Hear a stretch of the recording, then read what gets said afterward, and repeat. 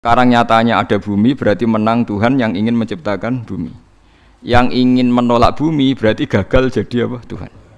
Tapi masalahnya di soal. Kalau dia gagal jadi Tuhan berarti mantan Tuhan. Nah, itu mari perkara lagi kan. Nah, makanya ini hanya pengandaian, yaitu ruwete ilmu kalam. Itu hanya pengandaian. Artinya pengandaian karena akal manusia itu terbatas, diberi rangsangan pengandaiannya begitu. Nggih, tapi sama-sama enggak mungkin kan? Ada dua Tuhan, yang satu ingin menciptakan bumi sukses, yang satu enggak, berarti yang satu gagal jadi Tuhan. Berarti Tuhan pernah dua, cuma yang satu sudah kalah. Nah nanti kalau itu kamu pakai, ada teori baru, nanti ada Tuhan berikutnya yang mungkin lebih canggih. Nah itu repot kan, nah, makanya itu kan repotnya belajar ilmu kalam itu resikonya tinggi.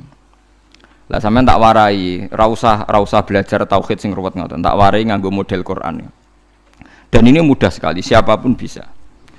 Nak raiso ya kafir, wong tauhid kok keliru kan kafir. Niki mboten urusan salafi, mboten salafi. Kalau lah ngukumi kafir, nak niku tauhid kok ora iso berarti kafir. Ini sampean kula bedheki ya. Ini saya megang pulpen ya. Terus ini saya megang amplop. HP mohon HP.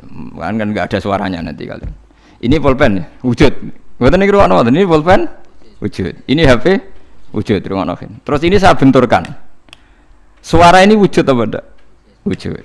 Nah, ketika HP dan pulpen ketemu, bahasa Arabnya apa? Ijtima, kumpul. Ketika saya renggangkan, pisah. Kumpul sama pisah ini wujud apa enggak? Yo keliru. Kumpul sama pisah ini sesuatu yang wujud apa enggak wujud? Enggak wujud. Yang ada itu pulpen sama HP. Kalau ditempelkan orang bilang itu kumpul, kalau dipisahkan orang namanya pisah.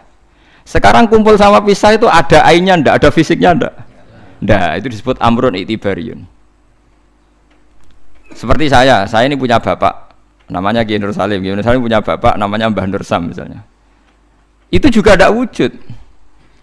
Bapak saya dulu dikatakan dia bapak karena ada anaknya saya. Berarti diarani bapak itu gantung ngenteni anak. Jadi zaman belum punya anak, dia itu belum bisa dikatakan bapak beliau. Bareng dua anak iso diarani bapak. Bareng dua putu iso diarani mbah. Lah saiki bunuah, sifat kebapakan, sifat keanaan wujud apa ndak? Ya ndak wujud. Yang hakikate wujud itu Kiai Nur Salim. Sekarang saya Bahak wujud. Tapi keanaan kebapakan ini saling menunggu. Nak sido duwe anak diarani bapak, nak sido duwe putu diarani mbah. Tapi sing diarani putu iku sapa? Zaid misalnya. Yo Zaid iku putu Gus. Yo ora Zaid jenenge Zaid. Engko Zaid sekali dhe putu ya jenenge mbah. Apa kowe ngomong ngene? Zaid bin nisbat ning mbahe iku putu, bin nisbat ning gone putune iku mbah. Misale kowe muni ngono. Lah berarti Zaid iku putu tambah. Ya Zaid sing mesti bener Zaid yo. Zaid. Lah iku ilmu kalam. Lah mulane nak Nabi Isa iku pangeran, berarti donya iku pernah lama ndak punya Tuhan karena Tuhannya lahir apa? Kemudian. Lah yo pas langit bumi ana iku Nabi Isa ning ndi? Pangerane ning ndi? Nah, makanya ini pinternya Nabi Musa gitu. Ciri utama ulama fatonah cerdas. Mergo Nabi Musa tahu nyifati pangeranku gagal, padahal sifatnya seru. Ketika ditanya Fir'aun, ya Musa Tuhan kamu itu siapa? Wa ma Rabbul alamin. Jawabnya Nabi Musa sinten? Rabbus samawati wal ardi. Pokoke sing mengerani langit bumi. Jarene Fir'aun jek berkelit ya. Setahu saya kalau saya jalan-jalan di bumi itu enggak ada yang Tuhan kecuali saya. Ma'alim tulakum min ilahin apa? Khairi. Yang jadi Tuhan saya tok. Soal kemungkinan Tuhan di langit, begini Musa, saya akan pilih tahaman ibnili sorhal ali abluhul asbab samawati fa'atolia ila ilahi Musa. Soal kemungkinan Tuhan di langit, aku nyuruh arsitektur saya supaya bangun piramida. Nanti saya akan melihat Tuhannya Musa. Mau saya tantang. Walhasil kalau kemungkinan di langit mau ditantang, kalau di bumi setahu Fir'aun Tuhan itu Fir'aun. Terus Nabi Musa punya jurus kedua. Ini kalau sampai niru tauhid model Quran itu lebih gampang. Rabbukum wa rabbu abaikumul awalin. Yang menuhani mbah-mbah kamu dulu. Itu separuh pengawal Fir'aun langsung mukmin. Kalau Fir'aun itu Tuhan, berarti mbah-mbahnya dulu ada itu tanpa Tuhan. Karena Tuhannya baru lahir apa? Kemudian. Itu terus, nah ini pentingnya hujah. Separuh kaumnya Fir'aun itu menyimpan imannya karena kalau Fir'aun Tuhan tidak masuk akal. Wong mbah-mbahnya dulu-dulu ada. Berarti kalau Fir'aun Tuhan, mbah-mbahnya dulu tanpa apa? Tanpa Tuhan. Lah itu hujjah. Nah hujjah kedua yang mudah lagi menurut Quran itu begini. Sekarang misalnya ya, yuridu wa bikumul yusra, Allah itu menghendaki mudah. Itu kalau kita maknani, itu gampang. Misalnya begini, ya ini yang ada nyata dalam sejarah. Ada berhala terpahat dari batu, namanya Lata, Uzza, Manat, Lata, Uzza, Manat. Terus ada yang beberapa yang namanya nggak disebut Quran, kata Hubal, kata apa? Hubal. Oleh orang-orang kafir jahiliyah, Lata itu disembah, dikatakan Tuhan. Uzza juga dikatakan apa? Tuhan. Itu kata Allah. In hiya illa asmaun samaitumuha antum wa abaukum, itu hanya nama yang kamu ciptakan. Makanya Allah ngendikan kalau barang tidak benar kaburos kalimatan takhruju min afwahim. Niki rungokno nggih kanca-kanca terutama sing hafal Quran nggih. Misalnya aku darani Mustofa iku ganteng, Mustofa iku sugih. Itu namanya kalimat yang keluar dari mulut saya, tapi hakikatnya kan tidak ada. Nyatane orang ganteng, nyatane ora sugih. Tapi ini menjadi kalimat karena kadung keluar dari mulut. Kula baleni, tapi ini menjadi kalimat karena kadung keluar dari apa? Mulut. Misalnya saya bilang, wah Ruhin rambutnya lurus, alim, ganteng, pinter. Ini hanya keluar kalimat yang keluar dari mulut, tapi kan nggak ada kenyataannya. Nah, ketika orang kafir bilang berhala itu Tuhan, itu kalimat yang keluar dari mulut. Nah, kalau hakikatnya ya batu bukan Tuhan, hakikatnya itu batu. Berarti namanya pangeran Lata Uzza itu batu apa pangeran? Batu. Nah, makanya kalau Allah mengkritik orang kafir, misalnya Allah dikatakan punya anak, Yesus itu Tuhan.